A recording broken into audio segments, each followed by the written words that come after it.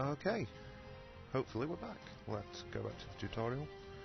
And we just finished off the military section, so how to declare war. Yeah, I know this is a little boring. So yeah, as I say, I've marked them off as tutorials. You know, if you don't particularly feel like watching them, don't. It's mainly just been screens of sort of windows of text to read off like this, hasn't it? So probably not the most engaging sort of viewing material, is it? So yeah, go to your foreign office to declare war, select a continent and region of interest. Oh, what's all this? Yeah, let's go to the Middle East and let's find Palestine. No, that's not listed. Palestine doesn't exist. Not even the Palestinian territories. Does it? I don't think it does. Oh, maybe it does. There's two capitals there. I can't tell who they are. Jordan, right, Saudi Arabia. That'll be Jordan, won't it? Okay, yeah. Israel it is then.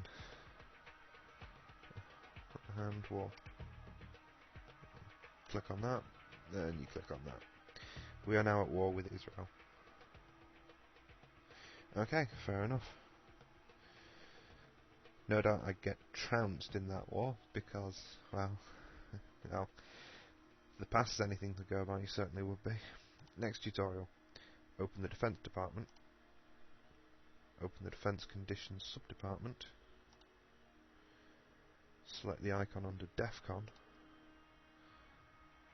Make your choice in selection provided. Remember, the lower the DEFCON, the more it will cost. Oh, wait. The lower the DEFCON, the more it would cost. Okay. Oh, I see. Of course, DEFCON 1 is lower, so yeah. Well, numerically, rather than in actual sort of... It's probably the most... Well, it is the most heightened amount of alert, but it's the lowest number. Right, gotcha. Yeah, insightful comments like that are going to make this so interesting. Below the DEFCON selector, you can review the cost of the current DEFCON setting. You can also show any bonuses you see as a result of your choice. So I got a 20% efficiency bonus and a 20% speed bonus. Cool. Next tutorial. How to environment spending. Okay. Finance Minister.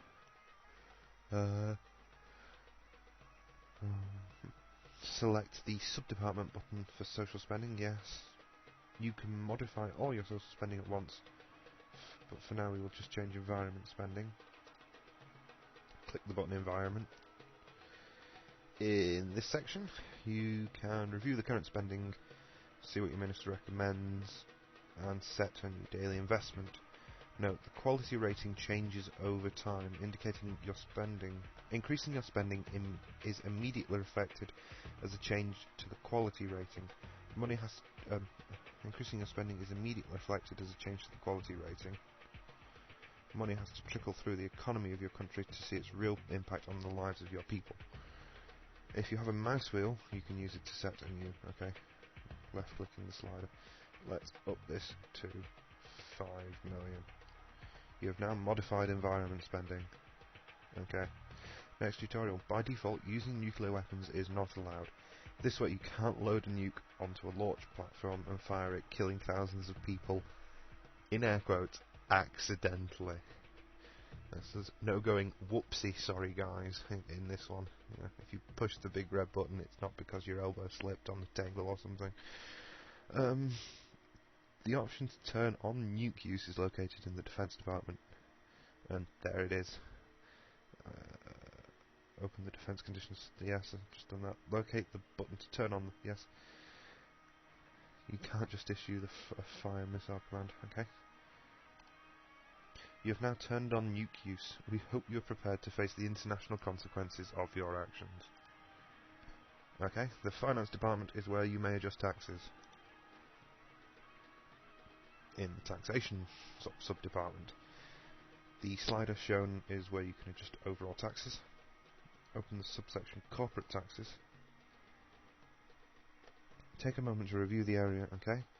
It shows you the tax rate, annual income, and a slider to modify the tax rate separate from all the other taxes. Yes.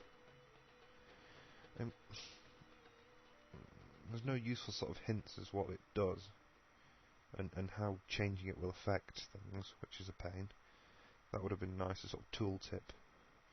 Then again, I guess it's all probably so interconnected that it would have been, fairly useless. Anyway, scroll the slider. Okay, let's select lower corporation tax by 1%.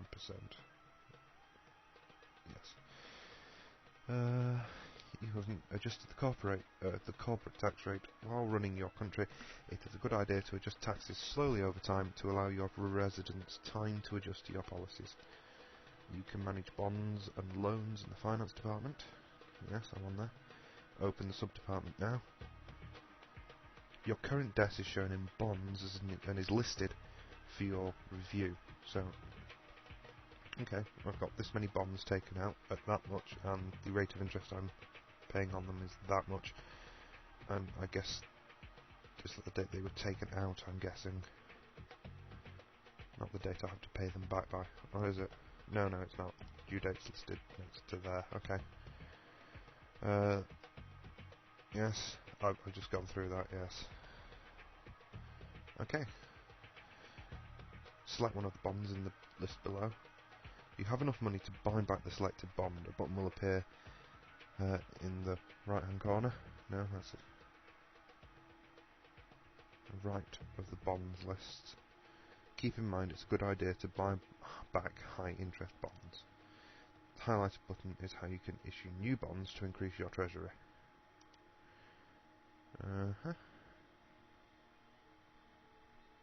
Okay. So yeah, if you don't pay them back by the due date, then they reissue at the interest rate of the time. So yeah, okay.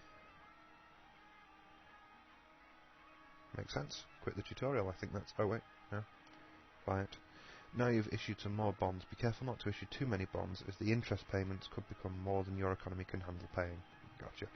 Next tutorial. Open the defense department. Open the summary department, sub-department. Here you can review all your military units and production of more units. Okay. Information is shown in rows by unit branch, highlighted as land, and below are air, naval and missile branches within your military. Okay. Next, the columns represent production, reserves and deployed numbers for your review. Okay, under production, highlighted, the big red circle, you can see your used versus available slots by branch. It's an easy way to tell if you're building to the levels you require to meet your goal of defense or conquest. Okay, that's how many factories you're using, how many factories you have, basically. As reviewing your reserved and deployed numbers can let you decide the proper mix of units. Reserve units cost less to maintain. Deployed units cost more to maintain and require military staff to be paid full salaries. Okay, the final column is a series of buttons for auto build settings. Land auto build is highlighted below. Press it to turn auto build of land units to on. Okay. Once activated for the branch, two new buttons appear, allowing you to set whether your minister will build using offensive, defensive, and quality or quantity options. Missile auto-build settings have an additional set of options, allowing you to decide to build based on launch platform and attack/target type. Okay. Highlighted are the special mission type options that appear with missile auto-build set to on. Hold over them to review their tooltips. Yeah, I'll do that later. Basically, naval launch, sub-launch, and targeting ground, targeting sea, targeting buildings, or a saturation attack. Oh, okay. If you don't have auto-build turned on, you have available slots, your minister may ask to use the available production. Okay, so they'll send me a message saying, can I build stuff? Next thing. How to centre on a capital city. There are many ways to easily move around the map by using country capitals. One place to centre on capitals is found in the State Department. Go there now. Here you are. Here you are provided with an actual centre on button tied to the region you've selected in the list box, which is where? First to pick a new region, let's look at Iraq. Now press the centre on capital button. There. And we head to Baghdad. Nicely done. Apparently it's liberal. Is it? Or is that something else? That might be war exhaustion or something. Okay. As you can see, the map has changed to move you to this part of the globe. Pick a different country and try it once more. Let's go to Lebanon. You've found a way to move around the world, which is handy, with hundreds of countries to worry about. You can use the flags in emails to move around the map, and the scorecard. Each line entry can be double-clicked to centre that right. Okay, double-click on a thing. The flag in the top portion of almost every state sub-department also has the same function. To reposition, okay. So, double-click that. Okay. Take some time to find all the flags in the game. May work. Yeah, if you see a flag, double-click on it, it'll centre on it. Gotcha. Double-clicking regions lists. Look in the production department too. Okay. Double-click city. But okay, if you double-click on something, you zoom to it. And if you, yeah, basically, if you double-click on something, you zoom to it. I think that's all the tutorials. Excellent. Okay then. In the next Let's Play Supreme Ruler 2020, we actually play. I don't know who I'm going to be. I don't know what I'm going to try and do. I don't think there's any particular... I want to play a campaign. So yeah, and I will probably play... there's three. There's the Global Crisis, there's Shattered World, and there's the World in 2020. I'll either play Global Crisis, which is basically current nations in a bit of a pickle, or I'll play Shattered World, which is everywhere that could conceivably split off has split off. So all the American states are independent. East and West Germany have split. Paris is sort of split from France, and there's other stuff there. England has split from Scotland and Wales. Is Northern Ireland independent? Let's have a look. Barcelona. That's the old Spain, I guess. Belgium and Luxembourg have they merged? Yeah. So yeah, basically.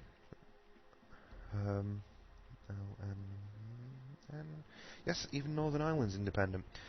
Paris, Rome. Yeah, you know. So I'll play that, and I'll work out who I want to be at some point, depending on what I think. If you guys have got any suggestions before I start, or if you want me to do a particular thing, then say, if anybody's watching, and I will definitely think about it. I could definitely do with some goals being set, so I may pick someone, and then later on you guys can choose what you want me to try and do. However insane it may be. I mean, to be quite honest, I do expect to die very quickly in this, so we'll just see what happens. Okay, so I'll see you next time on this Let's Play of Supreme Ruler 2020.